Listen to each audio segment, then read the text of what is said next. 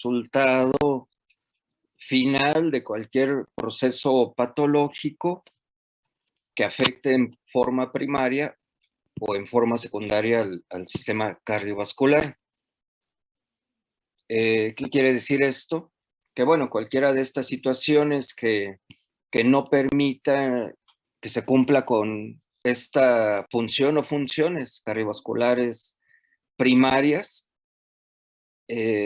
estará predisponiendo a este sistema a fallar, ¿verdad? Finalmente a fallar y a no poder cumplir con sus tareas.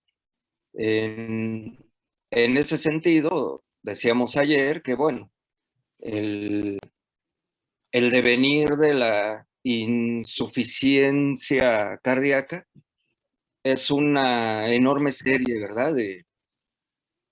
Déjenme abrir.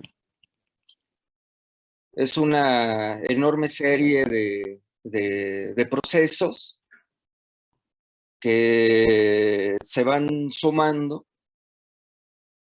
y que de no controlarse, de no diagnosticarse a tiempo y no controlarse correctamente, pues se tornarán irreversibles, ¿verdad? Y que al tornarse irreversibles no solo pues afectarán o perpetuarán el daño al sistema cardiovascular, sino que también otros sistemas orgánicos se irán viendo afectados, ¿no? Entonces es bien importante comprender esto déjenme abrir la puerta, que siguen llegando, para que en su momento, es decir, cuando se nos llega a presentar un paciente en estas condiciones, pues sepamos diagnosticarlo pronto y podamos ayudarles a resolver. Obviamente que cuando un paciente ya se presenta en esta condición, en insuficiencia cardíaca, bueno, es prácticamente, déjenme abrir la puerta, prácticamente se intenta salvar la vida, ¿verdad? Del mismo. Igual que lo veíamos en urinario, bueno, o sea, al controlar la situación de insuficiencia, pues también tendríamos que estar al mismo tiempo buscando y tratando de encontrar cuál es la causa primaria, qué es lo que llevó a mi paciente a esta situación. Entonces tiene que haber un manejo integral, es decir, un plan diagnóstico integral, pero también un plan terapéutico integral para poder resolver todos o la mayor parte de los problemas que se han ido presentando, ¿ok? Entonces, el trabajo del sistema cardiovascular o las tareas del sistema cardiovascular son enormes, ¿verdad? Ya lo hemos estado comentando muchas veces. Lo hemos dicho un poquito tratando de que sea simple, de que suene simple, que el corazón se encarga de empujar, ¿verdad? Una enorme columna de sangre que tiene que llegar hasta el último recoveco del cuerpo. Ajá. Entonces, hasta ante una situación anómala, por mínima que sea, si esta columna, enorme columna de sangre, que bueno, ya dijimos que le puede dar hasta 2 vueltas a la Tierra, ¿verdad? Si la colocáramos así en una sola línea. Ajá. Si hubiese alguna situación que no permitiera que viajara libremente esta columna, bueno, empezaría a haber severas alteraciones. Entonces, bueno, para no divagar mucho, voy a tratar ahorita de explicárselos así de manera conjunta todo lo que sucede y ya más adelante lo vamos a desglosar un poquito, ¿ok? Generalmente esto inicia como una señal que capta el sistema nervioso central. ¿Y cuál suele ser esa señal? Una situación de hipotensión. Ajá. Que en términos generales el sistema nervioso central va a captar como una disminución en el volumen minuto. Es decir, aquella cantidad de sangre que debe de ser expulsada o que debe de salir del ventrículo izquierdo por minuto hacia la circulación general. Entonces, si el sistema nervioso central capta esta señal, es decir, de que está bajando el gasto cardíaco, el volumen minuto, ¿qué hace inmediatamente? Pues activar ciertos mecanismos protectores. Y uno de los que se activan inmediatamente, que ustedes ya conocen perfectamente, pues es el sistema nervioso autónomo. Un segundo. Es el sistema nervioso autónomo, en este caso en su porción simpática. ¿Qué va a hacer el sistema nervioso autónomo en estas condiciones al activarse?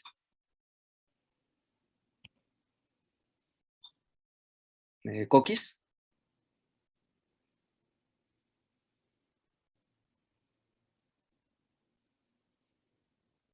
¿Diego?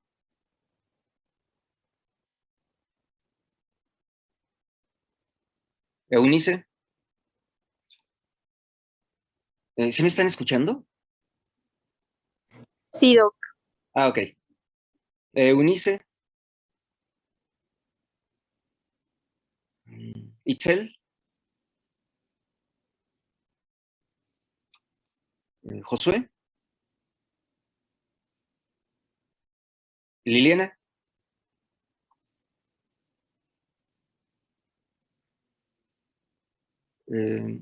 Monse.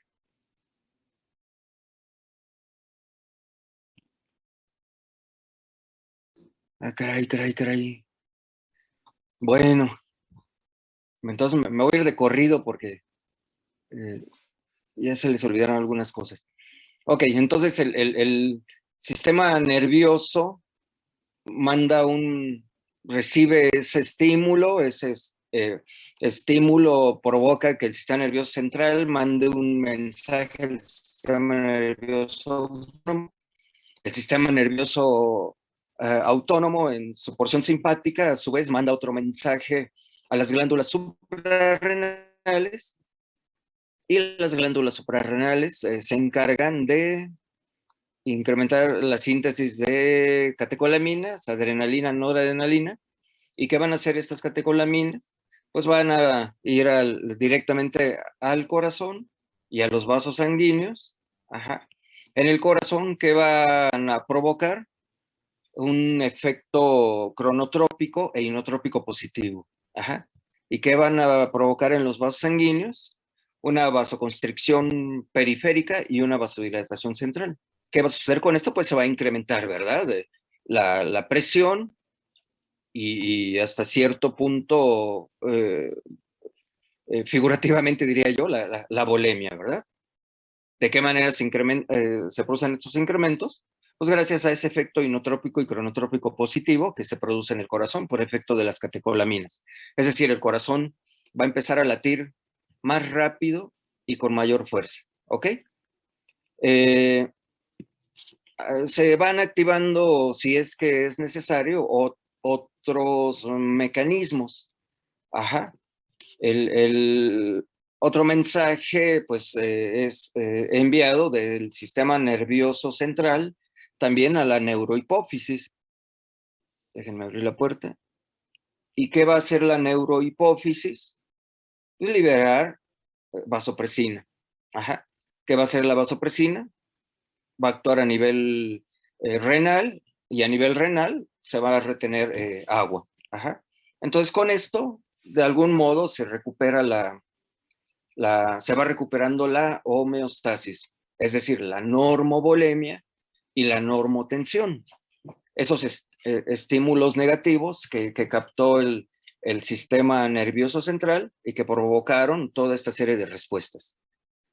Sin embargo, ¿qué empieza a suceder o qué va a ir sucediendo si el problema que está desencadenando la insuficiencia cardíaca o esa disminución del gasto cardíaco no se diagnostica o no se resuelve? Es decir, como ya hemos dicho, cualquier proceso de enfermedad que esté afectando al sistema cardiovascular. Ajá. Sí, a lo mejor el mismo organismo está respondiendo contra esa situación, pero la causa sigue ahí. Ajá. Entonces, se desencadenaron estos procesos que están protegiendo al organismo, al sistema cardiovascular, y están evitando que el paciente incluso pueda llegar a morir.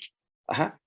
Pero llega un momento en que estos mecanismos autorreguladores, protectores, como dice aquí abajo, empiezan a dar de sí. ¿Qué va a suceder si el corazón, bueno, no se resuelve el problema de la disminución en el gasto cardíaco?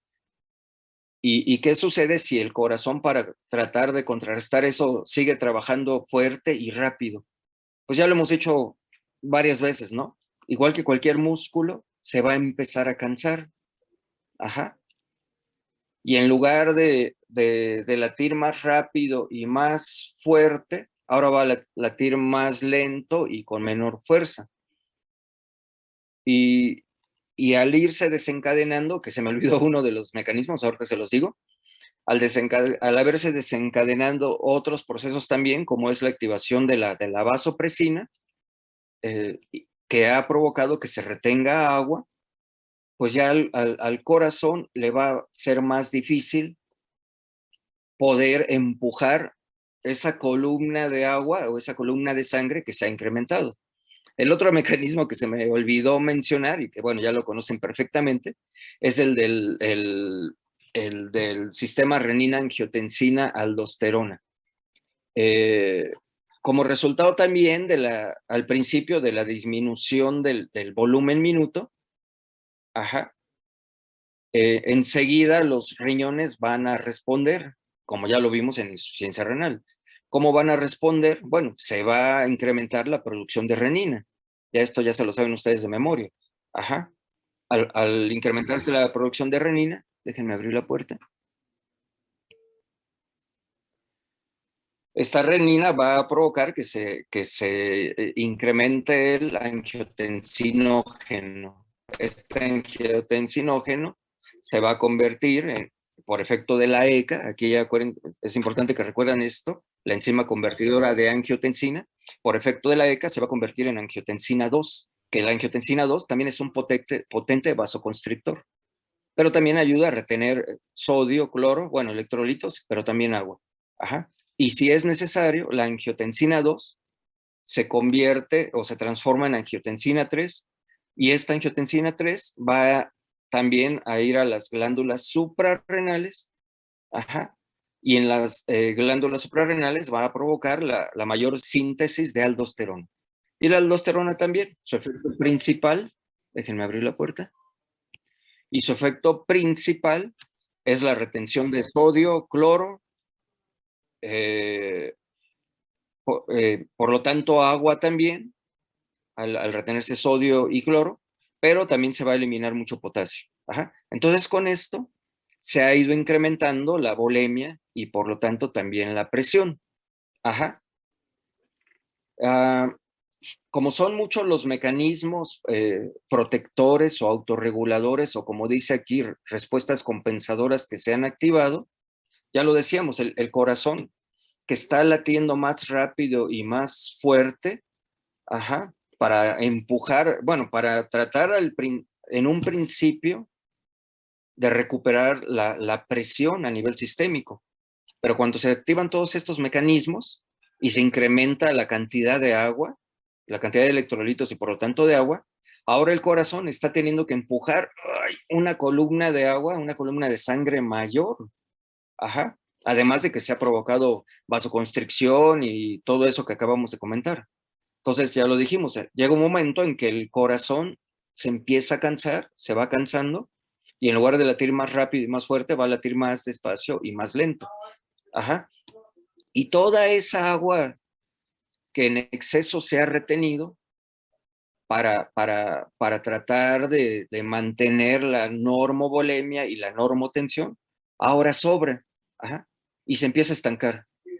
Los tejidos se empiezan a congestionar.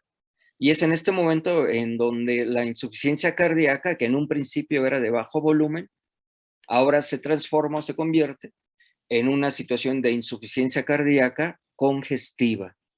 ¿Sí? ¿Quedó claro? O sea, trato de explicárselos así muy, muy sencillito, que en realidad es fácil de comprender esto, ¿no? Ya con los antecedentes que ustedes tienen, todo lo que ustedes ya sabían y todo lo que vimos en sistema urinario, ya nada más aquí están casi copiando y pegando, ¿verdad? Todo lo que habíamos dicho en el capítulo anterior. Entonces vamos a irlo desglosando un poquitito más. Nada más quise hacer esta introducción, digo, a manera ya de explicación, para que se entienda perfectamente pues lo que sigue, ¿no? Que es ya es lo mismo, pero un poquito ya más, un poquito desglosado. Ok, entonces, hay ciertos factores que van a determinar el volumen minuto, que ya hemos dicho varias veces que el volumen minuto es el resultado matemático, algebraico, de multiplicar el gasto cardíaco por la frecuencia cardíaca, ¿va? Entonces, ¿qué factores determinan este volumen minuto? Pues son estos, ¿verdad? En primer lugar, la frecuencia cardíaca. Es decir, el volumen de sangre que sale del ventrículo izquierdo por unidad de tiempo. Lo acabamos de decir, digo, y es fácil de comprender. Si se incrementa la frecuencia cardíaca, obviamente el volumen minuto también se va a incrementar. Si disminuye la frecuencia cardíaca, pues el volumen minuto va a disminuir. Digo, eso es lógico, es fácil de comprender. Otros dos, bueno, me salto hasta el último. La contractilidad es la fuerza o capacidad de contraerse para mantener también el gasto cardíaco. Es decir, junto con la frecuencia cardíaca, la capacidad de contracción son las que van a mantener principalmente ese volumen minuto. Es decir, es lo que se conoce como un efecto inotrópico y cronotrópico positivo. Es decir, cronotrópico se refiere a número de contracciones, inotrópico se refiere a fuerza de contracción. Ajá. Que la frecuencia cardíaca puede ser baja, ¿verdad? Pero si la fuerza de contracción es normal, bueno, pues el volumen minuto se puede mantener, cosa que no sucede al revés. Ajá. La frecuencia cardíaca puede estar elevada, incrementada, pero si está disminuida la fuerza de contracción, el volumen minuto va a estar reducido. Es un poquito como el ejemplo que he dado un par de veces del paciente quirúrgico, ¿verdad? Un paciente que está sometido a un protocolo anestésico quirúrgico. De pronto, si, lo voy a repetir brevemente, si el anestesiólogo está monitoreando y, y ausculta una frecuencia de 120 latidos por minuto, pero palpa el pulso y el pulso apenas si lo percibe, apenas si lo siente. ¿Qué quiere decir esto? Que la fuerza de contracción del corazón está disminuida, es decir, se ha producido un efecto inotrópico negativo. Ajá. Y al haber menor fuerza de contracción y por lo tanto ausencia del pulso, o casi ausencia del pulso, el corazón todavía puede de algún modo mantener la velocidad. O sea, se incrementa la velocidad de ese efecto inotrópico positivo para tratar de bombear más sangre hasta donde sea posible. Pero si el músculo está débil, está cansado, ya no se contrae con suficiente fuerza, va a ir un momento que este enorme gasto de energía por el incremento de la frecuencia cardíaca va a hacer que el corazón pues finalmente fibrile o haya asístole ventricular, es decir, que se detenga, ¿ok? Entonces es bien importante, ¿no? Eh, reconocer o conocer que estos dos factores, la frecuencia cardíaca y la fuerza de contracción, van muy, muy de la mano. Siempre, siempre van a ir de la mano. Otros dos factores también muy importantes son la precarga y la poscarga. La precarga se refiere a la fuerza o fuerzas que determinan la distensión de los ventrículos al final de la diástole. Ajá. Cualquier condición, cualquier situación que se oponga a la precarga o que disminuya la precarga, no va a permitir que la circulación, bueno, que el ciclo cardíaco se pueda completar de manera normal. Ajá. Un ejemplo nada más. Una situación de deshidratación obviamente una situación de deshidratación provoca hipovolemia y bueno, pues también hipotensión. Entonces, la sangre que retorna hacia el corazón derecho va a tardar más tiempo y va a pasar más tiempo para que las cámaras cardíacas se distiendan lo suficiente para llegar a ese punto crítico de la diástole para que venga la sístole, es decir, la contracción. Ajá. Y en tanto si retrasa más la diástole, obviamente, pues hacia adelante, hacia la circulación general, va habiendo problemas, ¿no? Es decir, va a disminuir finalmente el volumen minuto. ¿Por qué? Porque la diástole se está retrasando. Ajá. Respecto de la poscarga, son aquellas fuerzas que se oponen a la contracción ventricular y que impiden el correcto avance de la sangre. O dicho de otro modo, es la fuerza que se opone a la eyección ventricular. Un ejemplo para que quede claro también este factor. En situaciones, voy a dar el ejemplo de los más frecuente en los seres humanos, que es la hipertensión. Ajá. Una situación de hipertensión, ¿por qué puede ser provocada? Porque probablemente los vasos, las arterias están rígidas. Ajá. Situaciones como la arteriosclerosis, ¿verdad? Entonces, esto no va a permitir que la sangre fluya libremente a través de la circulación general. Entonces, si la sangre no fluye libremente hacia la circulación general, el momento de la poscarga también se va a retrasar. Es decir, la sangre proveniente de los pulmones va a estar llegando al ventrículo, bueno, al atrio izquierdo y posteriormente al ventrículo izquierdo, pero aunque se llene completamente el ventrículo izquierdo, que lo normal sería que también llega a un punto crítico en que ya se llenó lo suficiente para que se pueda contraer, ajá, si hay algo hacia adelante que no permite que la sangre fluya libremente, pues el ventrículo izquierdo pues va a estar ahí como detenido, me atrevo a decir paralizado, ¿no? Aunque no aplica ese adjetivo, pero bueno, vamos a hacerlo en este momento para que se entienda mejor. Entonces va a estar lleno y como un globo y nada que se contrae hasta que ya llega un momento demasiado crítico que pues sí se tiene que contraer.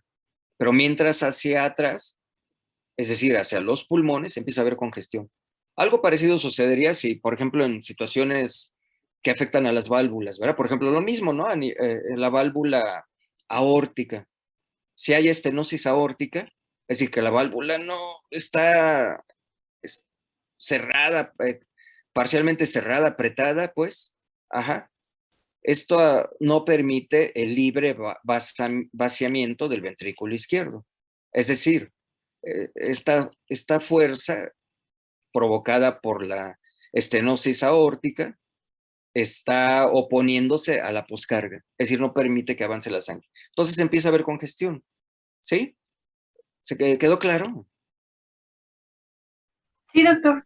Ok, excelente, ¿eh? Porque como les decía, los cuatro factores son importantísimos, es muy importante poderlos comprender para pues poder comprender más fácilmente lo que sucede en la insuficiencia cardíaca. Bueno, aquí nada más vuelvo a repetir otra vez las causas de insuficiencia cardíaca, digo que lo repito porque son las mismas prácticamente que vimos, las listas que les puse o las clasificaciones que les puse de las enfermedades que afectan el sistema cardiovascular. Aquí hay otras clasificaciones, no se las vuelvo a poner, si quieren nada más copien y peguen. Por ejemplo, causas cardíacas, insuficiencia cardíaca, pues obviamente anormales estructurales o funcionales del corazón, ¿no? Son dos grandes categorías. Puede haber también causas extracardíacas, es decir, lo que les he repetido varias veces, problemas primarios en otros sistemas orgánicos o problemas sistémicos primarios que en forma secundaria pues van a afectar al sistema cardiovascular, ¿no?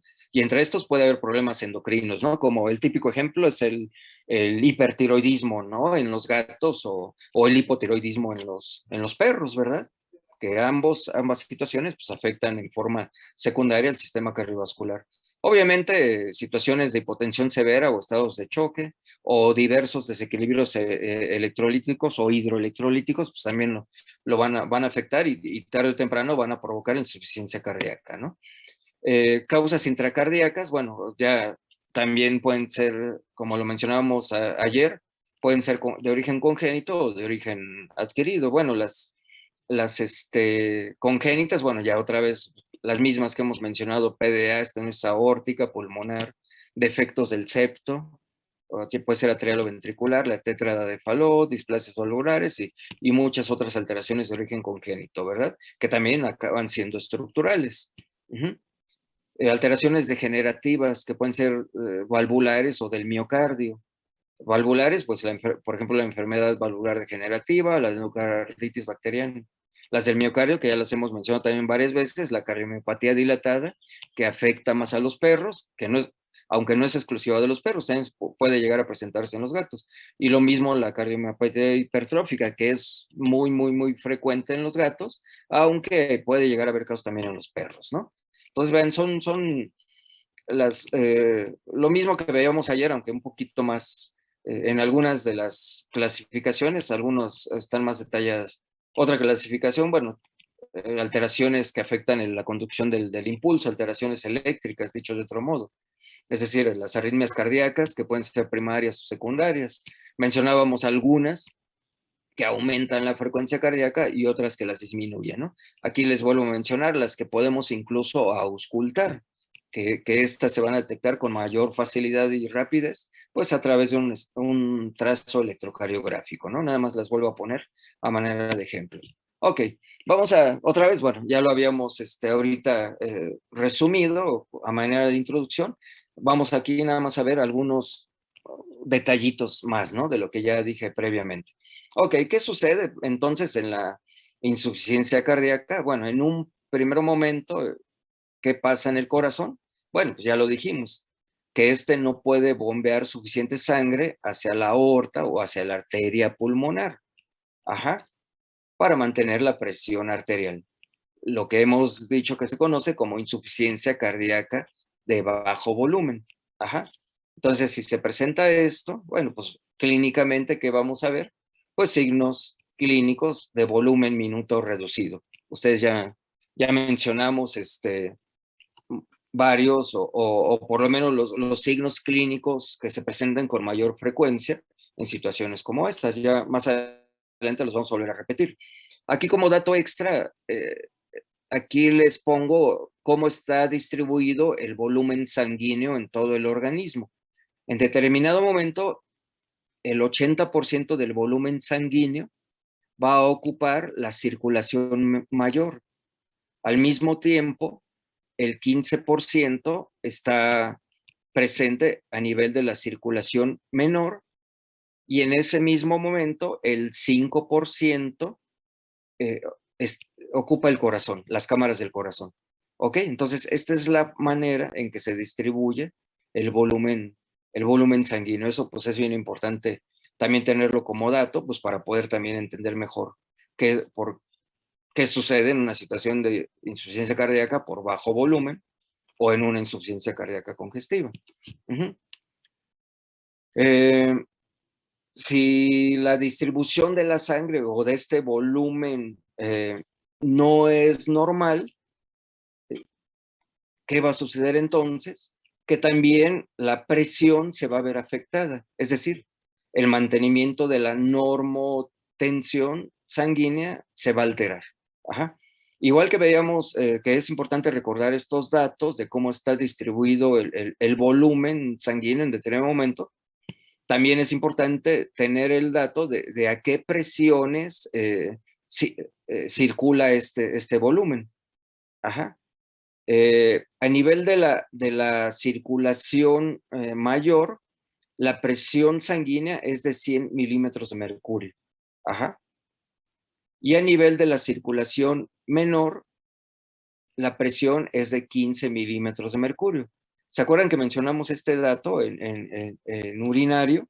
Es decir, cuando hablábamos de la presión neta de filtración a nivel glomerular, y que se modificaba la presión sistémica o general o arterial de 80 a 120, que 100 es el promedio, ajá, bajaba hasta 10 milímetros de mercurio. ¿Se acuerdan que lo mencionamos? Ajá. Y que les dije que a nivel del frente de difusión en la membrana alveolo-capilar sucedía lo mismo, para que se pudiese dar ese efecto de difusión, ese mecanismo de difusión o intercambio de gases, pues. Entonces vean cómo aquí la presión arterial, que este es un promedio, ¿verdad? Pueden ponerlo como 80, 120 si quieren. Ajá. Pero esta, vean hasta qué momento baja, hasta dónde baja a nivel de la circulación menor, es decir, a nivel del frente de difusión, a nivel de donde se da el intercambio de gases, ¿verdad? Si no sucediera esto, bueno, sería imposible que hubiese difusión. Simplemente esto sería incompatible con la vida. Por eso es que sucede esto, para que se pueda dar la difusión. Ok, bueno, es otro dato importante de recordar. Ajá. Entonces, si esto no se da de manera normal, pues esto es lo que va a suceder. Entonces, bueno, si no suceden ambas cosas, si no está distribuido de manera normal el volumen sanguíneo y a presiones normales, ¿qué va a suceder entonces? Pues lo que hemos mencionado muchas veces, hipovolemia y como resultado, hipotensión, ¿ok? Y esto te va a llevar a la situación de insuficiencia cardíaca por bajo o de bajo volumen, ¿sí? Ok, entonces, hay los eventos, bueno, así muy resumido, es una disminución del bombeo ventricular que está provocando, pues esto que acabamos de mencionar, una situación de hipovolemia e hipotensión. Y por lo tanto, pues disminución también del retorno venoso. Está regresando menos sangre al corazón y por lo tanto también está saliendo menos sangre del corazón. Está disminuido el volumen minuto, el gasto cardíaco. Entonces, lo que ya lo dijimos también previamente, se activan todos esos mecanismos protectores, ¿no? Se exacerban incluso, ¿no? Según la situación. Entonces, el sistema nervioso autónomo en su porción simpática, que ya dijimos, la vasopresina se activa también, el sistema renina-angiotensina y otros mecanismos, ¿verdad? Que también van a participar para intentar contrarrestar la exacerbación de estos mecanismos protectores o autorreguladores, ajá, que están, pues sí, como ya lo mencionamos también, a nivel del corazón, por lo menos al principio, provocando ese efecto cronotrópico positivo e inotrópico positivo. Mayor fuerza, mayor velocidad y mayor fuerza de contracción para empujar toda esa agua o sangre, pues, mejor dicho, que ahora se está incrementando. Ajá. Que también, si se acuerdan, hay otros mecanismos autorreguladores que van a tratar de contrarrestar ese exceso de agua, que son las células del mesangio, que son productoras de prostaglandinas, y que esas prostaglandinas a nivel renal van a provocar vasodilatación. Ajá, para que pueda, es como abrir la alcantarilla cuando hay una inundación y para que rápidamente se vayan los solutos, es decir, los electrolitos, pero también el agua. Ajá. Y junto con esto, pues también se empieza a liberar el factor natriurético atrial. Ajá. Que este va a ayudar a la eliminación principalmente de sodio y si ayuda a eliminar grandes cantidades de sodio, pues también se eliminan grandes cantidades de agua. Entonces, ya, de tal manera que, bueno, estos mecanismos compensatorios, protectores, pues tratan de recuperar la homeostasis, pero de pronto es tan severo el problema, es decir, se ha acumulado, se ha retenido tanta agua que esa situación de insuficiencia cardíaca congestiva es difícil que el propio organismo la pueda autorregular, la pueda controlar. Sobre todo si no se ha determinado, si no se ha diagnosticado cuál es la causa de la insuficiencia cardíaca, de todo esto que está sucediendo. ¿Ok? Bueno, entonces pues sucede todo esto, ¿no? Si no se resuelve la causa y y los mecanismos protectores se exacerban, lo que acabamos de comentar, pues no se pueden vaciar en forma adecuada las reservas vasculares o ese exceso de agua, de sangre que se ha ido acumulando. Y esto pues, se va convirtiendo ya o se va estableciendo ya la insuficiencia cardíaca congestiva. Y si antes teníamos signos, me regreso tantito, ¿dónde está? Si antes teníamos signos de volumen minuto reducido, ahora lo que tenemos son signos clínicos de congestión. ¿Ok? Entonces, esto ya, creo que con esto reforzamos lo que comentamos a manera de introducción. ¿Sale? Bien, la insuficiencia cardíaca obviamente es un fenómeno, una situación muy, muy, muy estudiada, ¿verdad? A nivel mundial. Nosotros retomamos aquí uh, una clasificación y luego se adapta, ¿verdad? Para poderla entender mejor, bueno, que sea más fácil, mejor dicho, su diagnóstico y después su manejo terapéutico. Solemos utilizar la clasificación modificada de la New York Heart Association, ajá, y que la retoma la International Small Animal Cardiac Health Council, ¿verdad? Es decir, son datos, ¿no? Nada más para que tengan un poquito más de información. A lo mejor les suena a ustedes ahorita irrelevante, pero bueno, es un dato que pues sí es bueno también conocer. Ajá. Entonces, estos organismos clasifican a la insuficiencia cardíaca de esta manera, es decir, de acuerdo al lado en que está fallando más en determinado momento. Y se clasifica en derecha, izquierda o bilateral. La derecha, obviamente, pues va a provocar insuficiencia cardíaca congestiva del lado derecho, va a provocar signos de congestión circulatoria sistémica. En tanto que la izquierda, insuficiencia cardíaca congestiva del lado izquierdo, pues va a provocar signos de congestión en la circulación pulmonar. Y cuando es bilateral, es decir, que ya se han afectado ambos lados del corazón, pues los signos son bilaterales, obviamente, y ya es una situación pues muy grave, casi de desahucio, ¿verdad? Pacientes que ya tienen afectados ambos lados del corazón son muy difíciles de poder sacar adelante. ¿Ok? Bueno, nada más vamos a describir muy brevemente cada una de ellas respecto de la insuficiencia cardíaca del lado izquierdo. Bueno, hay disminución de la presión arterial sistémica por una reducción en el bombeo del ventrículo izquierdo, ¿ok? Esta disminución del bombeo por el ventrículo izquierdo, pues ya dijimos, puede ser por muchas causas, ¿no? Porque esté afectada la precarga, bueno, porque haya fuerzas que estén alterando la precarga o fuerzas que estén afectando la poscarga. Ajá. Entonces, ¿cuál va a ser el resultado? Pues congestión pulmonar. Eh, al no estar trabajando de manera adecuada el corazón izquierdo, el ventrículo izquierdo, la sangre se empieza a estancar. Yo siempre les pongo el ejemplo, digo, a lo mejor les va a sonar muy mamiloide, muy simplista, ¿no? Como cuando vamos en la carretera, ¿no? En el periférico. Vamos circulando de manera normal y de pronto nos damos cuenta que se empieza los de adelante empiezan a disminuir la velocidad y nosotros pues, también tenemos que disminuir la velocidad. Y en algunos casos pues, llega un momento en que los carros, bueno, pues nos empezamos a detener por completo. Ajá. Y al estar parados, ya después de unos minutos, pues no faltan los listos, o diría yo, los poco educados o los poco cultos, que se empiezan a salir de la fila y empiezan a avanzar por el acotamiento, ¿verdad? O en el periférico, pues empiezan a brincar por el camellón y ¡zum! Se van para la lateral.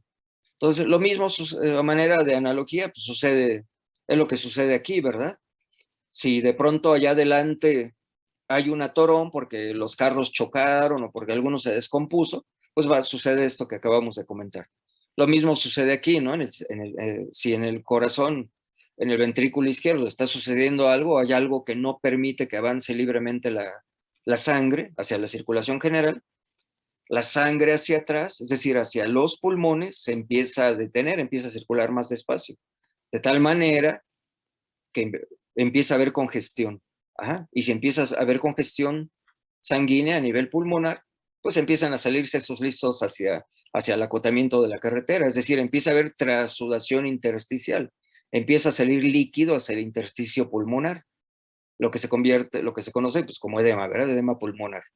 Y entonces, pues esto va a provocar empieza a provocar una enorme cantidad de signos clínicos. Es decir, la insuficiencia cardíaca congestiva del lado izquierdo se va a empezar a manifestar. Primero, pues empezar a ver signos de este tipo, ¿no? Debilidad, letargo, intolerancia al ejercicio, disnea. Si ven, van siendo signos respiratorios. ¿Por qué? Pues porque el intercambio gaseoso no se puede dar de manera normal, de manera adecuada. ¿Por qué? Porque hay congestión pulmonar. Probablemente ya haya presencia de edema, lo cual no va a permitir que se dé ese intercambio gaseoso y por lo tanto, pues el oxígeno no es absorbido y empieza a suceder todo esto, ¿no?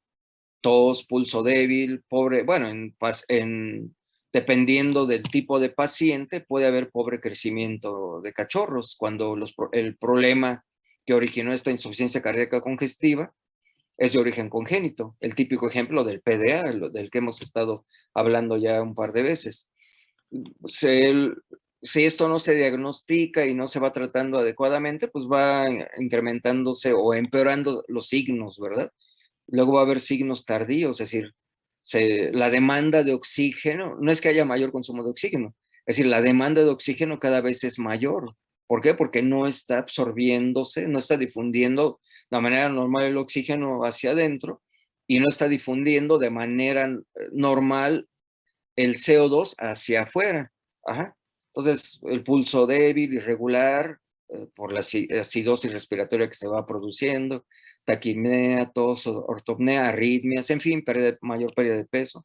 Y ya en situaciones muy graves, muy avanzadas, signos avanzados, va a haber mayor reducción del gasto cardíaco y perfusión cerebral. ¿Qué va a provocar? Bueno, aquí está, ya para que les pregunto, ¿va a provocar síncope o desmayos pues, súbitos, arritmias? En fin, vean cómo el número de signos clínicos se va incrementando o los que están presentes desde el principio van empeorando, ¿ok?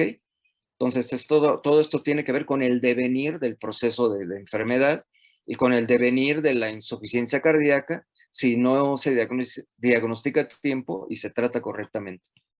Del lado derecho, insuficiencia cardíaca derecha. En este caso, el ventrículo derecho no trabaja a su ritmo y frecuencia normal y esto va a conducir a estancamiento y congestión venosa generalizada. En tanto, lo que acabamos de describir es hacia el lado izquierdo, es decir, obviamente el corazón izquierdo y hacia el lado izquierdo, hacia la circulación menor, hacia los pulmones.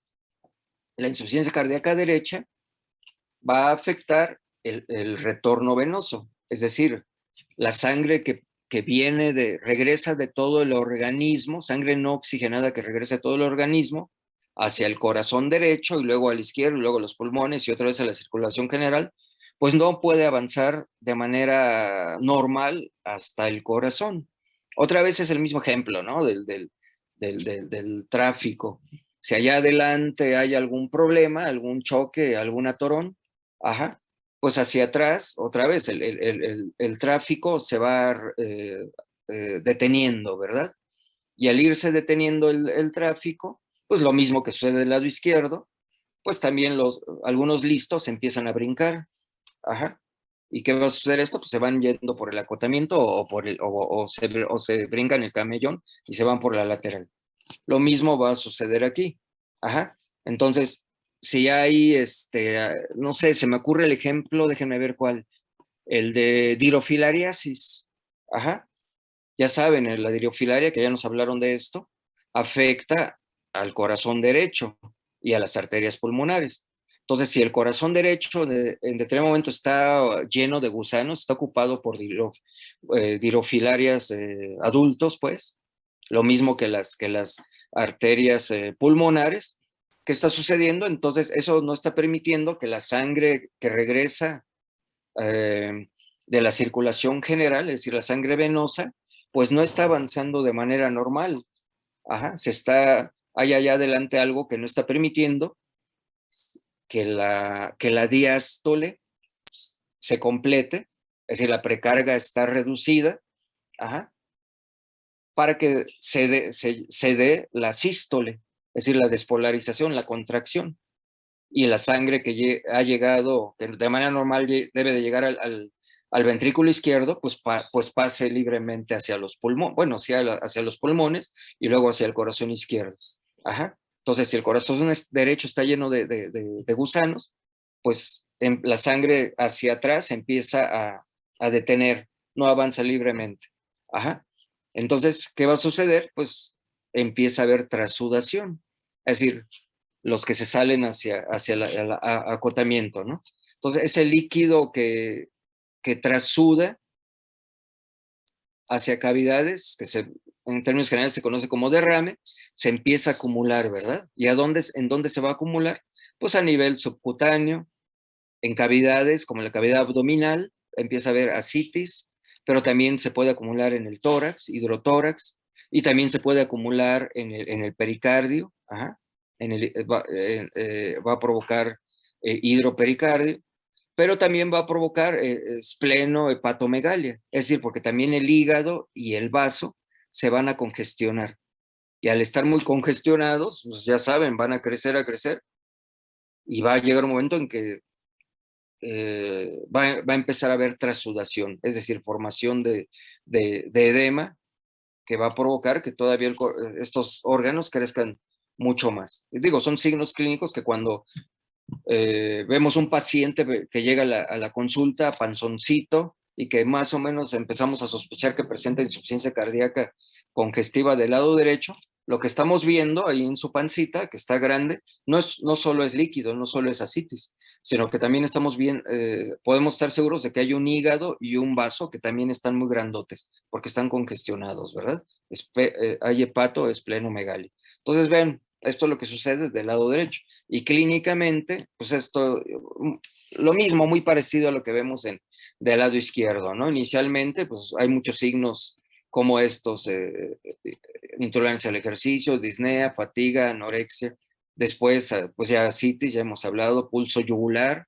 El pulso yugular normalmente, bueno, no existe, ajá, pero en un paciente que está congestionado, que sufre insuficiencia cardíaca congestiva del lado derecho, el pulso yugular se va a manifestar, es decir, se va a ver cómo le brinca el cuello al paciente. Digo, no es que se vea, que sea muy evidente, pero si somos observadores lo podemos encontrar. Bueno, ya dijimos distensión abdominal, también por hepatoesplenomegalia, además de la citis, edema de los miembros, edema escrotal, derrame pleural, pericárdico, y finalmente síncope y colapso por hipoxia. De pronto es más fácil, en términos generales, sacar adelante un paciente que se presenta con un cuadro de insuficiencia cardíaca congestiva del lado izquierdo que aquel que presenta insuficiencia del lado derecho. Es más complicado esto, ¿verdad? Sacar un paciente en estas condiciones, ¿ok? Bueno, independientemente del tipo de insuficiencia que sea del lado izquierdo, derecho o bilateral incluso, cualquiera de esas presentaciones, cualquiera de esas formas de insuficiencia cardíaca, se presenta en 4 fases, ¿verdad? También de acuerdo a la clasificación que ya comentamos, ¿verdad? Entonces, ay, déjame ver la hora. Nada más 3 minutitos y ya les cedo el micrófono a las compañeras y al compañero. En la fase 1, el cuadro clínico, bueno, aún no es apreciable. La actividad normal, no hay signos clínicos. Un poquito como lo veíamos también en la insuficiencia renal, ¿se acuerdan? Que en un primer momento pues no eran muy evidentes sobre todo en la crónica, no eran evidentes los signos clínicos. Aquí a lo mejor podemos sospechar si es un paciente al cual lo conocemos y le hemos dado seguimiento por alguna razón. Entonces, si queremos dar algún acercamiento o aproximación terapéutica, bueno, no se requiere en este momento modificar la dieta ni tampoco usar fármacos. A veces, dependiendo del tipo de paciente, que es un paciente ya senil o viejito, o que sabemos que ya ha presentado un problema cardiovascular y que probablemente ahora empieza a descompensar, a perder esa reserva funcional que también mencionábamos en urinario, pues es bueno, como recomendación, decirle al dueño que limite el ejercicio, ¿verdad?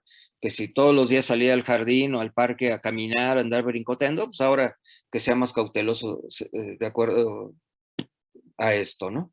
En la fase 2, en el cuadro clínico no vamos a observar signos en descanso, en reposo, pero con un mínimo de ejercicio o de esfuerzo físico, se puede llegar a observar fatiga o incluso tos. Ajá.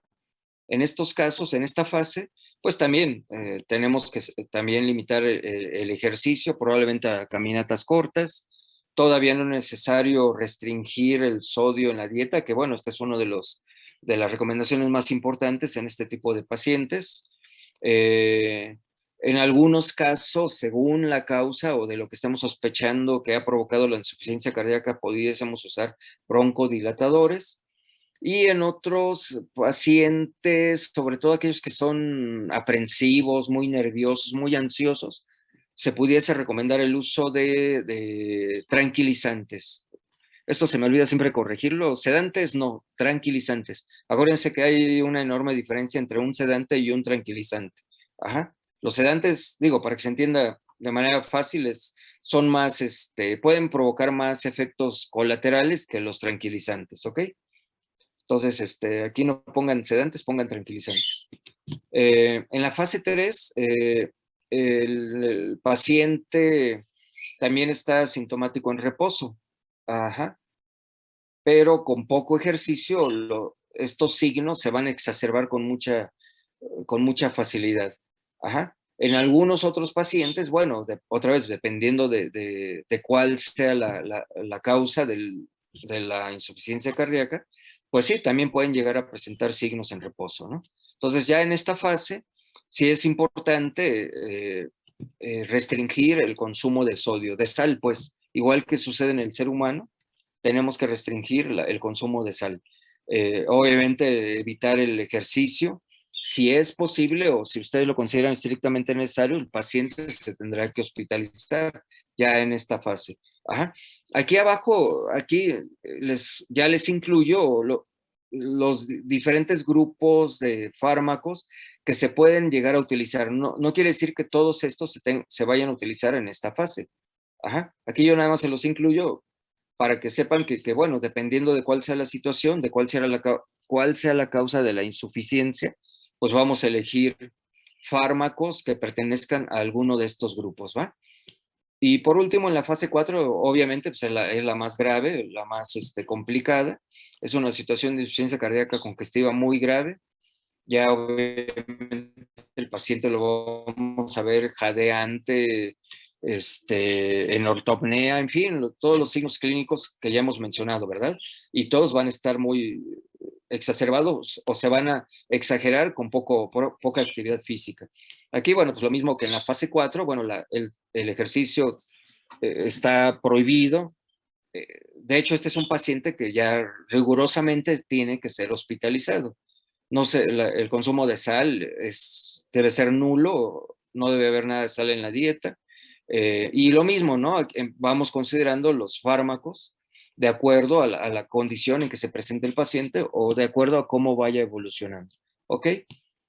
Bueno, nada más por último, ya con esto termino por hoy. Este es un resumen del manejo terapéutico en un paciente insuficiente cardíaco. Son los objetivos generales primarios del tratamiento. Lo primero es prevenir las sobrecargas de volumen. Bueno, ya decíamos un poquito, aquí restringir los líquidos y la sal, ¿no? Según el caso. También reducir el trabajo excesivo del miocardio, disminuyendo la poscarga. Para esta condición, pues son útiles los vasodilatadores.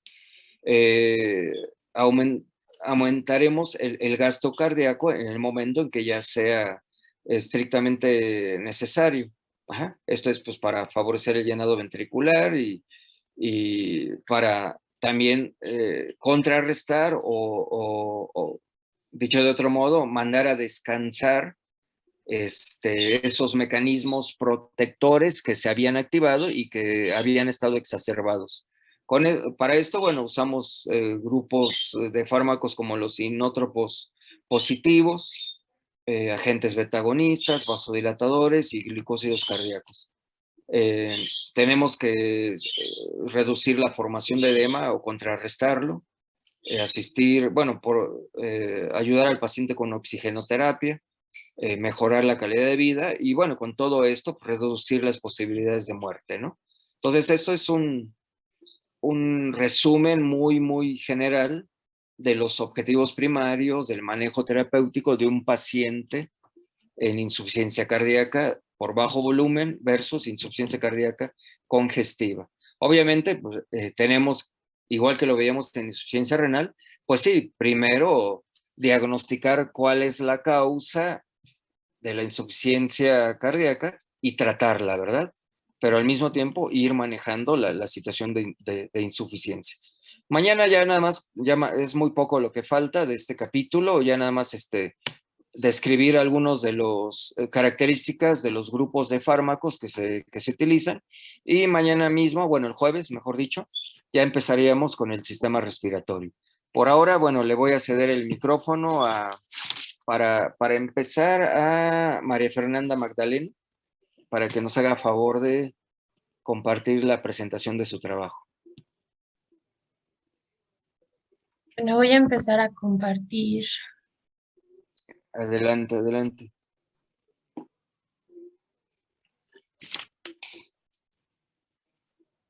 ¿Ya se ve, doctor? Sí, ya apareció. Bueno, hola chicos. Yo les voy a hablar sobre enfermedades del hígado. Es un tema bastante largo, entonces a mí me gustaría empezar primero con anatomía, funcionalidades, diagnóstico y qué tipo de enfermedad hay en el hígado, porque la verdad es que hay muchísimas. Pero bueno, rápidamente, ¿qué es las hepatopatías? Pues obviamente es una alteración funcional del hígado, ya sea por diversos agentes etiológicos, químicos, tóxicos, biológicos, incluso ambientales. Entonces, son alteraciones, ya sea un decrecimiento o baja, ya sea en rutas metabólicas, al igual que la anatomía del hígado. Bueno, en sí la anatomía del hígado sabemos que hay varios lobulillos hepáticos, que es el medial izquierdo, medial derecho, lateral izquierdo, lateral derecho, perdón, cuadrado, caudal derecho, procesos papilar del caudal derecho. Sabemos que tiene una anatomía vena porta, que los lobulillos hepáticos es la parte funcional del hígado, cómo están los hepatocitos, vena porta, arterias, canalínculos, vena central, vena cava caudal. O sea, la verdad sí es un órgano bastante complejo, bastante grande, al igual que tiene células de Kupffer. Son estas de acá, que es igual su unidad funcional. Pero en sí, ¿qué función tiene el hígado? Bueno, va a ser una serie de procesos biológicos esenciales para la vida: regulación metabólica, síntesis, almacenamiento, destoxificación, excreción, fagocitosis, y que también va a intervenir en la circulación, así como también va a tener una síntesis de proteína. ¿Cuáles? Pues es la albumina, los factores de coagulación, proteínas estructurales, mecanismos enzimáticos, y también metabolismo de carbohidratos, mantenimiento de la glicemia que sea normal, almacén de glucógeno, glucogenólisis, gluconeogénesis. Y también el metabolismo de las grasas, las cuales son oxidación de ácidos grasos, que es la acetoacético, perdón, formación de lipoproteínas, síntesis de colesterol y fosfolípidos, carbohidratos y proteínas que van a ser nuestra grasa.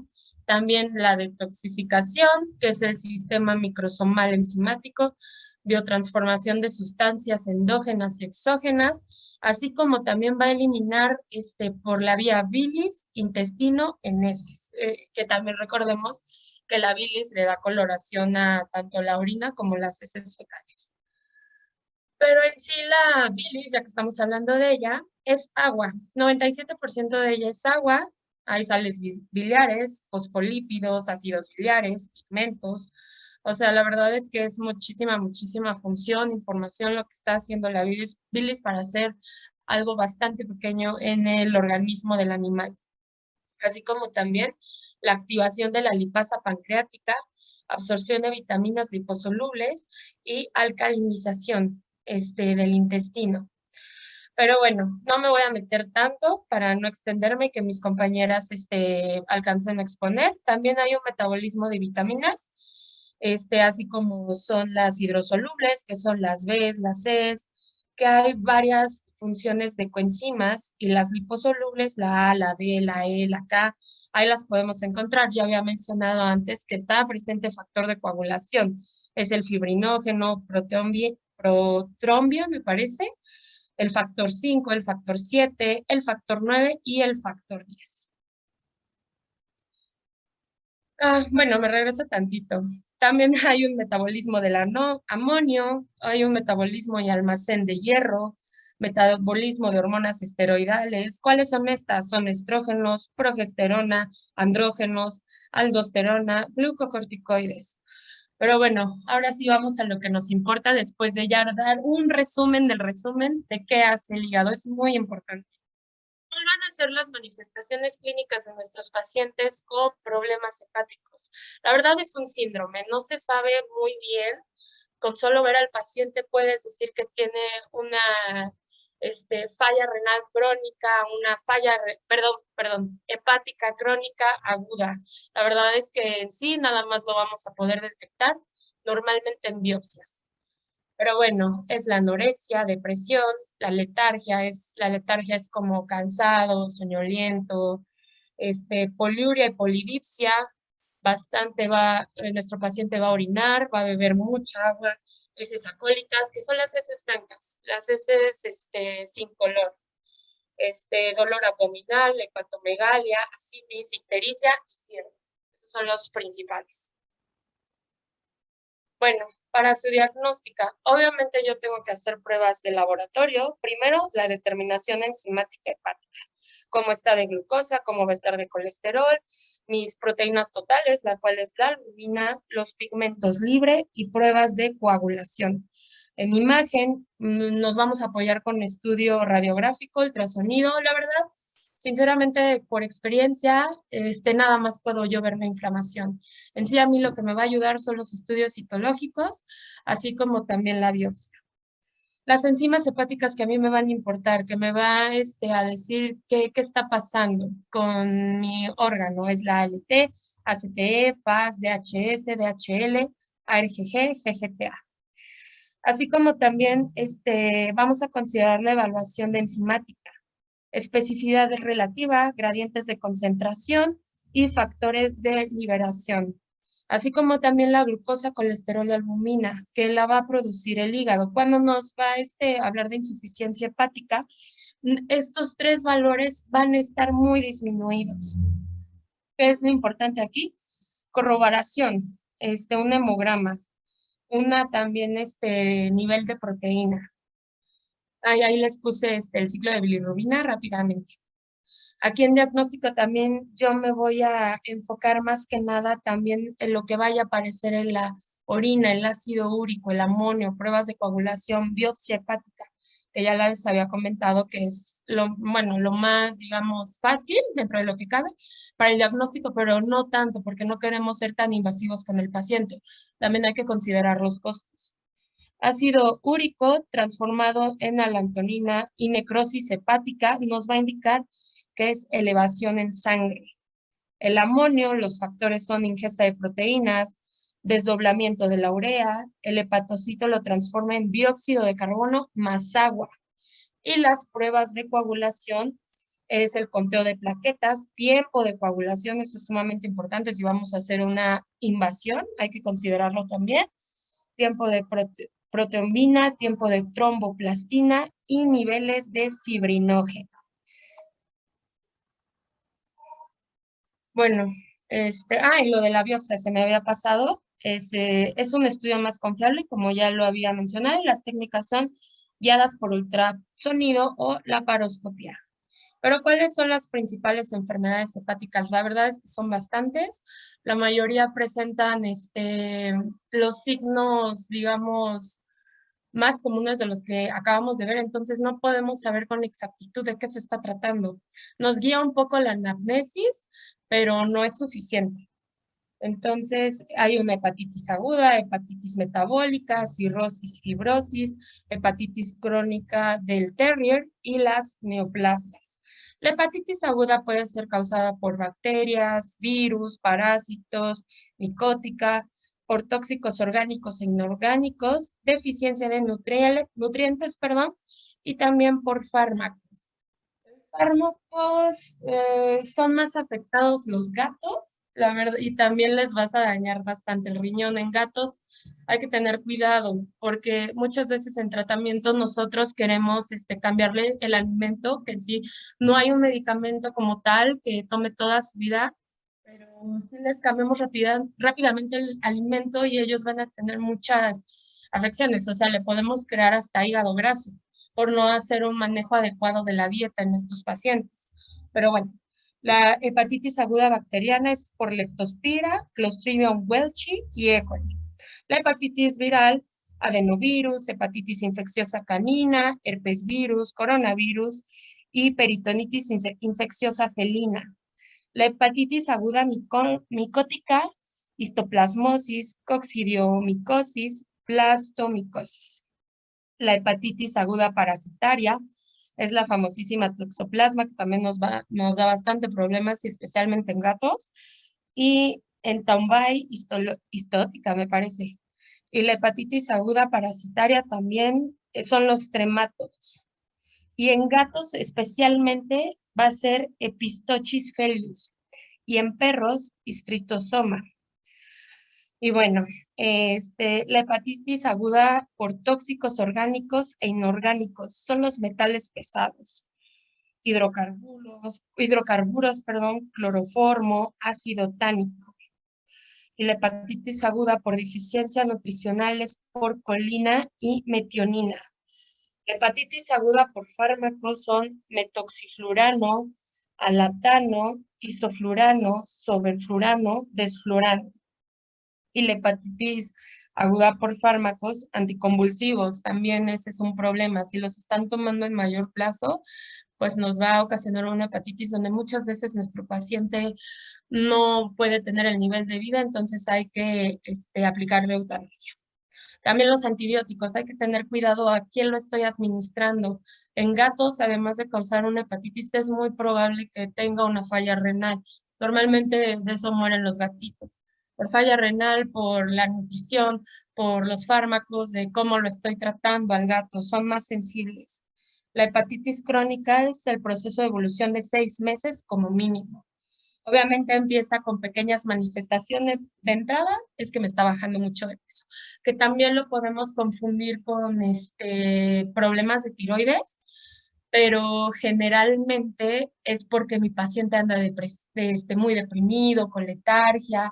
Es más, a veces ni quiere beber agua. Aquí dice que nos da la poliuria, polidipsia, pero no polidipsia, perdón, pero no está bebiendo agua, entonces sí es muy difícil diagnosticar porque no todos los pacientes se van a comportar de una forma igual, como dice el libro. Bueno, la hepatitis crónica estaba en eso, perpetuación de la causa primaria, secuelas en tejido hepático, signos clínicos persistentes y indispensable biopsia hepática. O sea, siempre hay que sacar una biopsia, pero ya cuando la enfermedad está sumamente avanzada.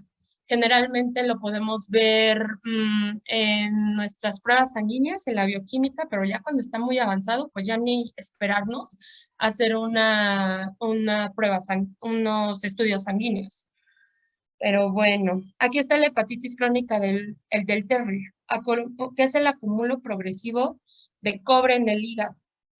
Signos clínicos son muy variables, y el tratamiento normalmente a ellos se les dan con penicilinas y ascorbio. Pero bueno, y sigo. Como les decía, o sea, el tratamiento, la verdad, su principal es eliminar la causa, es el manejo de la dieta. También va a venir muchas complicaciones con pacientes gerontes, porque también su función de hígado empieza a bajar, los metabolismos no van a hacer lo mismo. Y aquí pongo en procesos quirúrgicos porque sabemos que el hígado se regenera. No sé si han escuchado ustedes que cuando se va hacer un trasplante de hígado, pues no le dan todo el hígado, ni la mitad, solo le dan un lobulillo, la parte del lobulillo, y tiempo después vuelve a regenerarse. Aquí no, porque ya generalmente las células de todo el hígado y su metabolismo está fallando, entonces no puede regenerarse. También hay que tratar la anemia, que también se presenta en hierro, hay que administrarle vitamina B12, ácido fólico, reposo. Nuestro paciente no lo vamos a poner a correr 10 calles, si está enfermo del hígado y menos si es un paciente geronte. Suplemento con vitaminas, ya había dicho lo de manejo de la dieta. Generalmente muchos se creen que lo mejor es Royal Canin. Pues no es lo mejor. Bueno, a mi parecer no es lo mejor. De hecho, nosotros podemos hacer dieta en casa, claro, con un veterinario, aunque va a ser un poco más caro, pero simplemente hay que fijarse muy bien en el etiquetado y poner atención a los subproductos y a los productos y qué cantidades de nutrientes yo necesito, porque lo que yo necesito es que sea proteína de una muy buena calidad para que ya no me esté generando estos problemas. Pero bueno, vamos con el caso clínico. Bueno, la reseña es un canino, se llama Bimbo, es esquimo americano, color biscuit, o bueno, color amarillito, miel, yo lo veo. Sexo macho, edad de 6.5 y peso, ojo, el promedio de esta raza es de 8 a 16 kilos.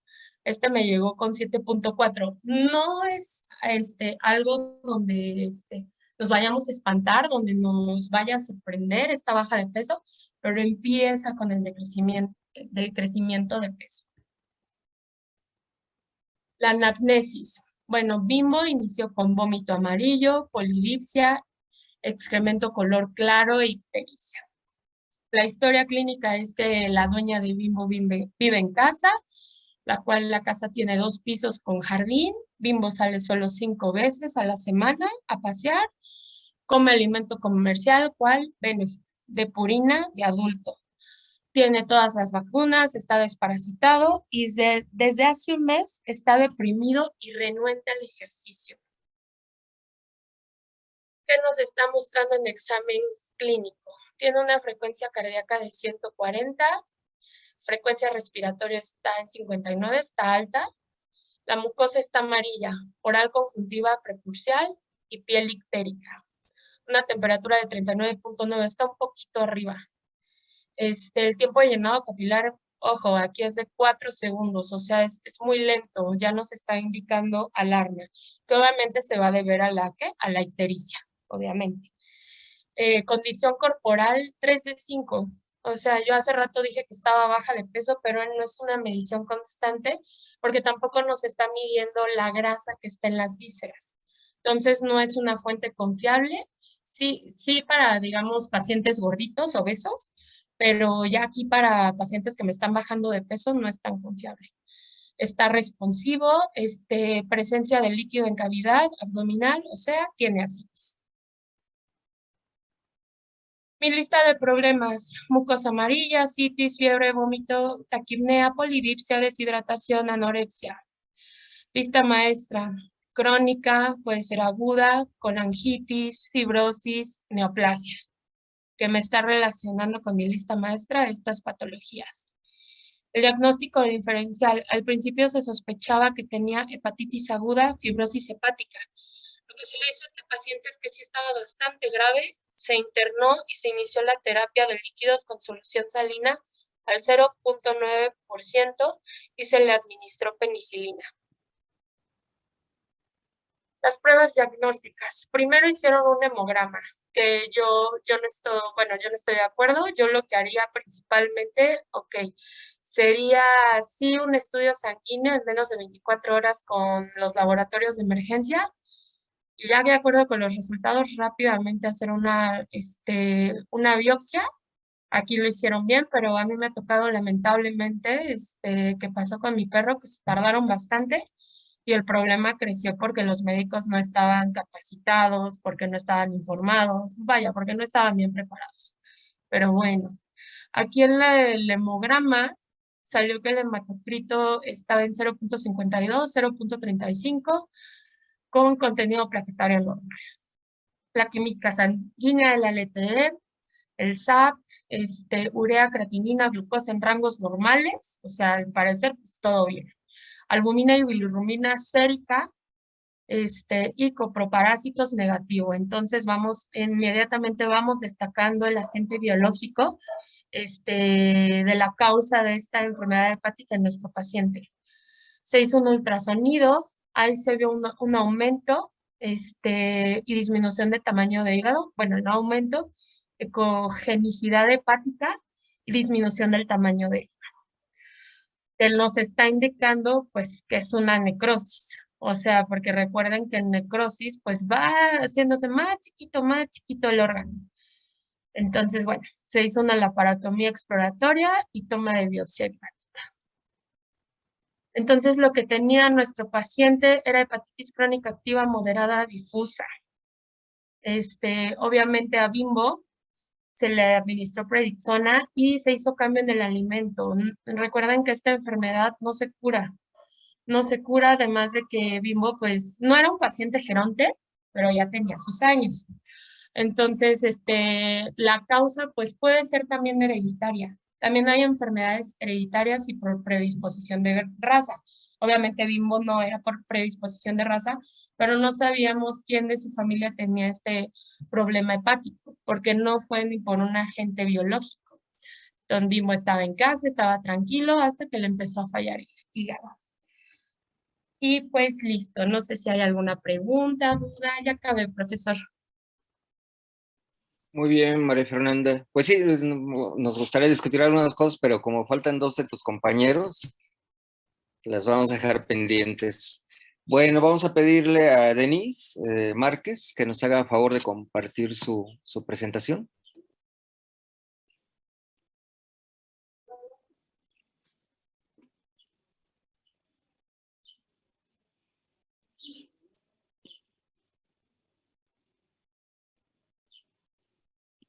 Denise.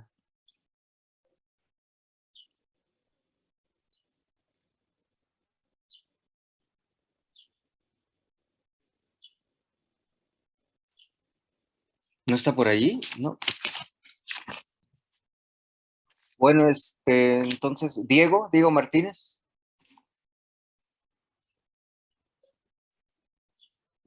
Profe, bueno, ¿sí me escucha? Sí, Bueno, es que yo los escucho un poco retrasado. Bueno, es que yo tengo un problemita ahorita justo de que le quería comentar desde hace rato.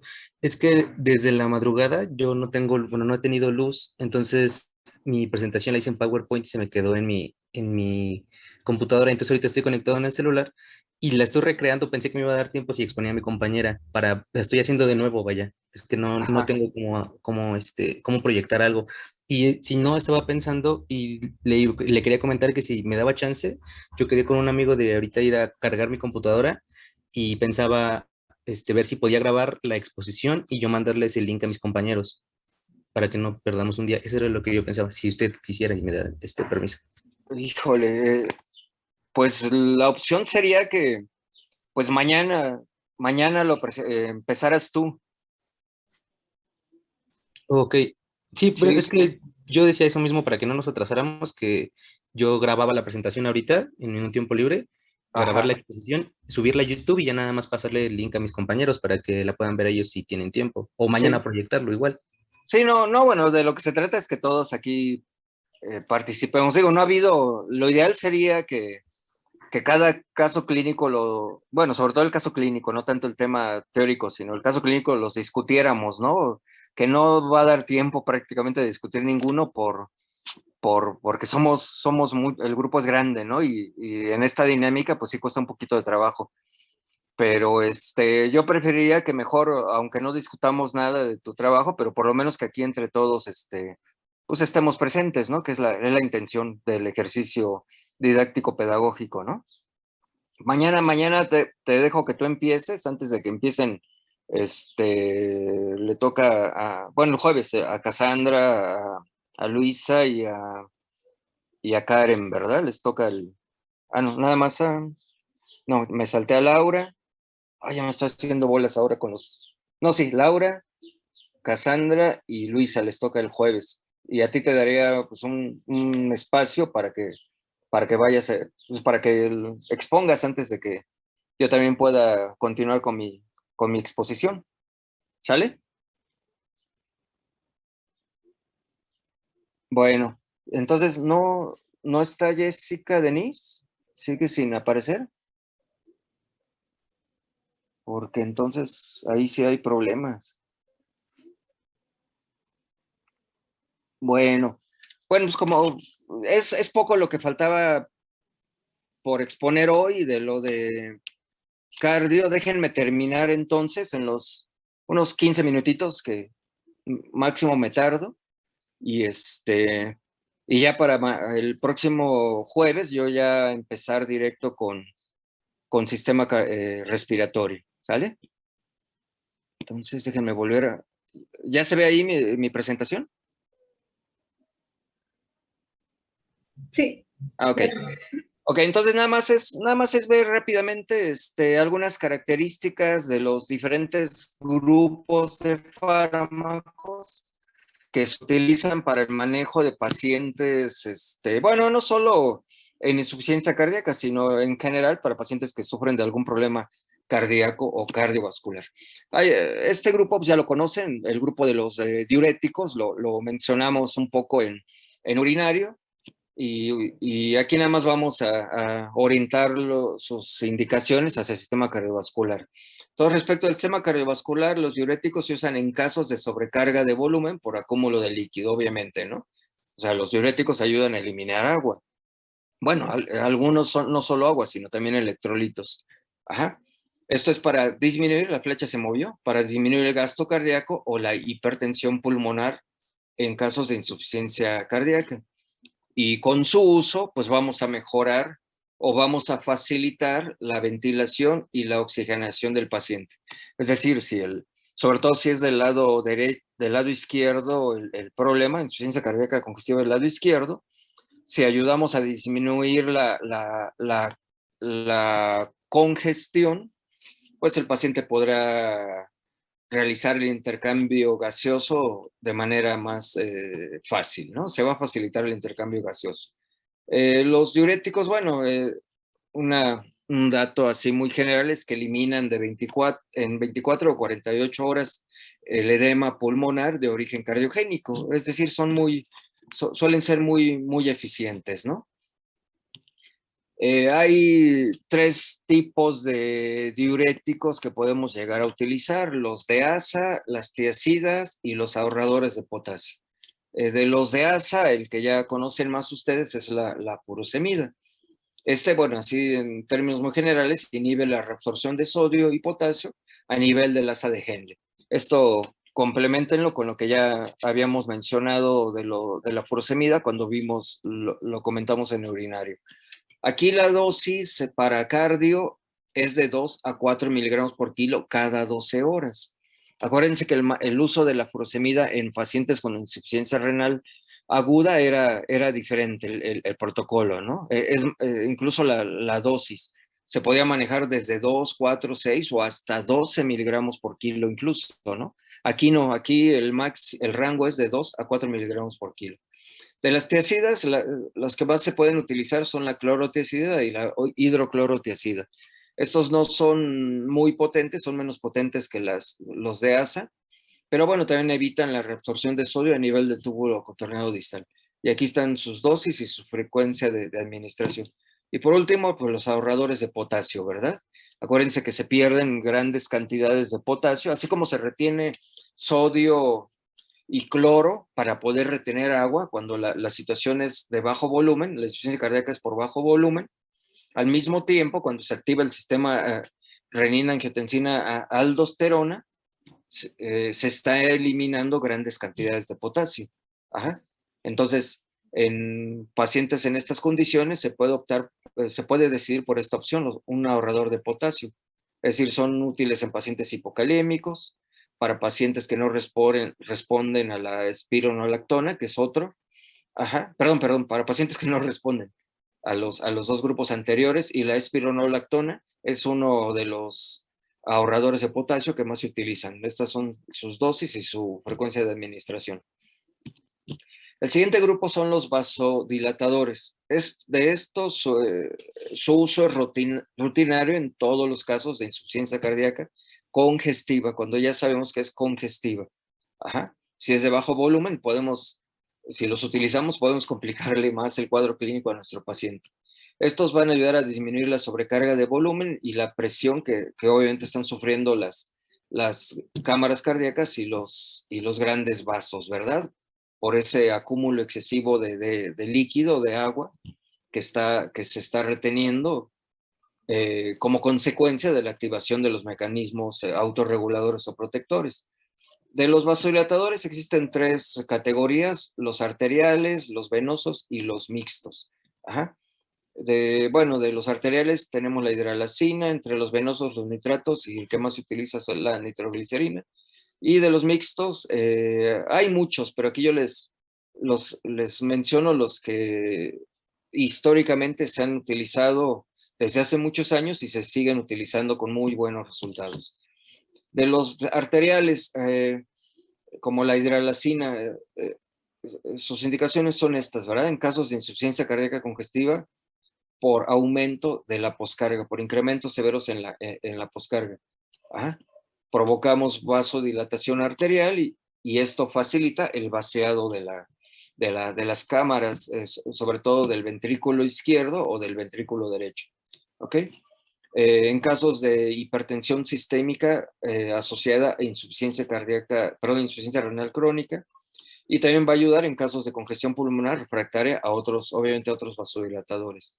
Es obvio que, bueno, como contraindicaciones no se debe utilizar cuando hay hipotensión, es decir, cuando la situación es de insuficiencia cardíaca por bajo volumen, y también es obvio que pues nunca los utilizaremos en situaciones de choque, ¿no?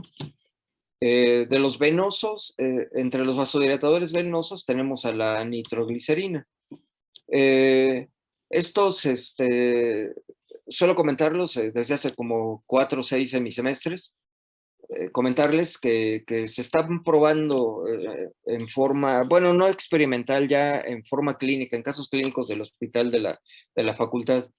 Es un fármaco que viene utilizando desde hace tiempo, bueno, desde hace como 2 años, poquito más, la doctora Yuki Tachika, que es nuestra cardióloga en el hospital. Ajá. Ella lo utiliza en forma la aplica en forma de pomada al 2%, y en algunos casos en parches de liberación prolongada. Estos ayudan nitroglicerina ayuda a la redistribución sanguínea en humanos, ¿verdad? En perros, repito, aún no está muy estudiado, pero se está probando aquí en el Hospital Veterinario de la facultad. Sus indicaciones más importantes son el edema, para contrarrestar el edema pulmonar fulminante agudo, que es muy frecuente en los seres humanos, y en casos de insuficiencia cardíaca congestiva crónica.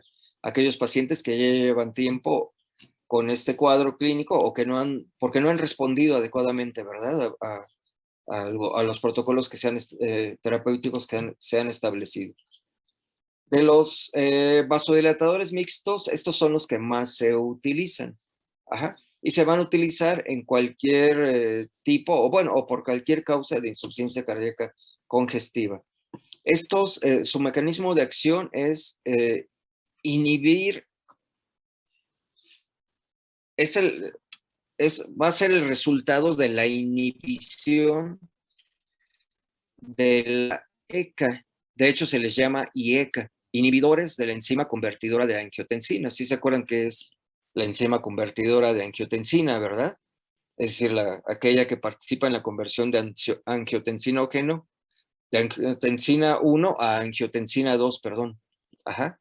Que ya la angiotensina 2 va a tener un poderoso efecto vasoconstrictor y va a retener sodio, cloro y por lo tanto agua. Entonces, estos vasodilatadores mixtos van a bloquear a esta enzima y por lo tanto van a producir su efecto, que es el de disminuir la vasoconstricción, disminuir la congestión y disminuir, por lo tanto, la hipertensión, que va a ser el resultado de la insuficiencia cardíaca congestiva.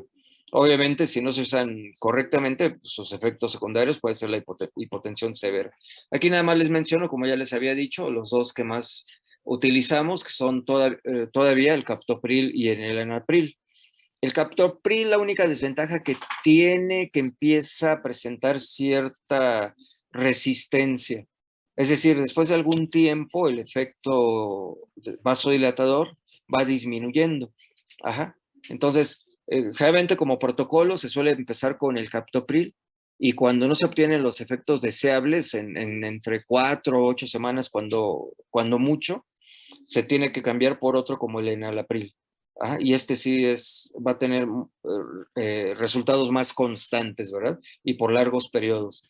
De hecho, estos fármacos, yo no sé si ustedes revisan el cajón del buró de su abuelita o de su abuelito, o tal vez de sus papás, por ahí van a encontrar el enalapril o el captopril. Ajá, porque son dos de los fármacos que más se utilizan en pacientes que ya sufren de hipertensión. Es decir, no se usan nada más en situaciones de insuficiencia cardíaca congestiva, sino que se utilizan cotidianamente como vasodilatadores para controlar las crisis, sobre todo crisis hipertensivas. Son fármacos que en algunos pacientes, de hecho, se van utilizando de por vida, ¿no? Sobre todo en personas ya mayores, ¿verdad? Pueden pasar varios años utilizando estos fármacos y, bueno, con muy buenos resultados. Bueno, el siguiente grupo son los glucósidos cardíacos o digitálicos cardíacos. Entre esos están la digoxina y la digitoxina, principalmente. Sus indicaciones son estas, sobre todo se utilizan en insuficiencia miocárdica. Ajá. Tienen un efecto poderoso, es decir, un efecto inotrópico y cronotrópico muy poderosos, fuerte, ¿verdad? Es decir, incrementan la fuerza de contracción y la frecuencia cardíaca. También son útiles, pero pueden llegar a ser peligrosos. Es decir, su dosis terapéutica se encuentra muy cercana a la dosis tóxica. Es algo muy parecido a lo que comentábamos respecto a la dopamina, ¿verdad? ¿Se acuerdan que si en la dopamina rebasamos la dosis terapéutica, se va a producir un efecto paradójico, ¿verdad? Es decir, el efecto contrario al deseado. Ajá. Entonces, también aquí respecto de las digitálicos, nunca debemos de rebasar la dosis terapéutica establecida. Ajá. Entonces, se va a utilizar en pacientes con insuficiencia miocárdica, en pacientes que presentan taquiarritmias supraventriculares, y la dosis, vean, son muy pequeñas. Lo que quiero decir es que de pronto puede ser muy fácil que rebasemos la dosis terapéutica. Por eso es muy importante que hagamos un perfecto cálculo de la dosificación. Ajá. En muchos casos se recomienda mejor utilizarlos a nivel hospitalario, porque a nivel hospitalario estos fármacos se pueden infundir a través de con mucha precisión a través de una bomba de infusión. Como contraindicaciones, bueno, no se deben de utilizar de preferencia pacientes con insuficiencia renal o insuficiencia hepática, porque son hepatotóxicos y también afectan a la función renal. Por último, los antiarrítmicos. Obviamente sus funciones son estabilizar eléctricamente al corazón, es decir, la conducción del impulso eléctrico. Con esto, al estabilizar el impulso eléctrico, se va a preservar la función hemodinámica normal. Acuérdense que si el corazón pierde su ritmo, es decir, si no se contrae de manera rítmica, el llenado y el vaciado de las diferentes cámaras del corazón se va a afectar. Es decir, va a haber ahí como un desorden entre que si se llena o se vacía, y entonces se va a perder esa coordinación, ese ritmo, ¿verdad? Que debe tener cada una de las cámaras cardíacas en el momento de llenarse y en el momento de vaciarse. Porque en el momento de vaciarse ya se está llenando por acá la otra y otra vez se está llenando la de acá arriba, en fin, debe llevar un ritmo preciso el corazón. Ajá. Sí, y esto está determinado por el impulso eléctrico, como ya lo vimos desde la primera clase que comentamos todo esto, ¿no? Entonces, cuando se llega a presentar alguna alteración en la conducción del impulso, sí es importante pues ayudarle al músculo cardíaco a que recupere su ritmo. Ajá. Estos antiarrítmicos, bueno, se van a usar según el tipo y gravedad de la arritmia que esté presente, y para utilizarlos se requiere de un estricto control electrocardiográfico para su administración. O sea, primero obviamente, para diagnosticar el tipo de arritmia que está presentando mi paciente y posteriormente para ir monitoreando los efectos del fármaco. Ajá. Entonces es bien importante esto, que es el control electrocardiográfico. Hay 4 tipos de fármacos antiarrítmicos. Y estos, bueno, se clasifican de acuerdo a sus acciones electrofisiológicas sobre las células del corazón. Los tipo 1, entonces, van a ayudar a reducir la corriente de entrada rápida del sodio y provoca efectos estabilizantes en la membrana. ¿Ok? Con esto se reduce o se estabiliza la conductividad, la excitabilidad y la automaticidad. Aquí hay algunas de bueno, y los tipo 2 son bloqueadores beta-adrenérgicos y reducen el efecto de la estimulación simpática. ¿Ok?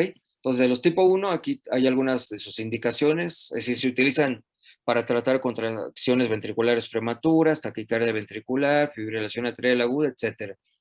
Y algunos de este grupo, fármacos de este grupo, son la quinidina, la lidocaína, que ya sabemos que la lidocaína también es un analgésico local, pero también se utiliza como antiarrítmico, tipo 1. La fenitoína, la porcainamida, también es un analgésico local, fíjense. De los tipo 2, sus indicaciones, aquí hay algunas: contracciones atriales prematuras, taquiarritmias, fibrilación atrial, contracciones ventriculares prematuras como segunda opción y otras, ¿no? De este grupo tenemos al propanolol, al atenolol. Los tipo 3 producen una prolongación selectiva de la duración del potencial de acción y su periodo refractario, ¿no? Aquí un par de indicaciones: las taquiarritmias atriales y ventriculares, y entre estos tenemos el bretilio y la amidorona. Y por último, los tipo 4 reducen la entrada lenta de calcio, bloqueando sus canales. Bueno, bloquean los canales lentos para la entrada de calcio, dicho de otro modo. Una indicación, pues las taquiarritmias atriales, y entre estos tenemos al verapamil y al diltiazem. Entonces ven que bueno, opciones tenemos, ajá, para tratar las diferentes afecciones que finalmente pueden desencadenar una situación de insuficiencia cardíaca por bajo volumen o insuficiencia cardíaca congestiva. Lo importante es que diagnostiquemos correctamente el problema primario, es decir, la causa, mejor dicho, que ha llevado a mi paciente a insuficiencia cardíaca. Y una vez que sepamos que el paciente está en insuficiencia cardíaca, debemos de saber en qué fase se encuentra. Ajá. Porque si está en fase de hipotensión, de disminución del gasto cardíaco, es decir, una insuficiencia cardíaca por bajo volumen, y nosotros utilizamos un vasodilatador, obviamente esto va a ser catastrófico, ¿no? Entonces, es bien importante, ¿no? Que diagnostiquemos correctamente todo esto y después sepamos utilizar los fármacos o los grupos de fármacos que sean necesarios para cada situación. Ok, pues vamos a dejarlo aquí. Ya con esto terminamos este capítulo. Y mañana, bueno, el jueves más bien, iniciamos con el de sistema respiratorio, que ese ya es un poquito más corto. Lo vemos de manera más rápida. Y ya nada más para después pues, ir cerrando con digestivo y piel, ¿no? De hecho, la mayoría de los temas de esos 2 capítulos ustedes los van a presentar. Entonces, ya nada más para que no se nos olvide, mañana entonces el jueves empezaría Diego, luego continuaría Laura, luego Cassandra y por último Luisa Fernanda. Y yo el tiempo que reste pues lo utilizaré para iniciar con el capítulo de sistema respiratorio.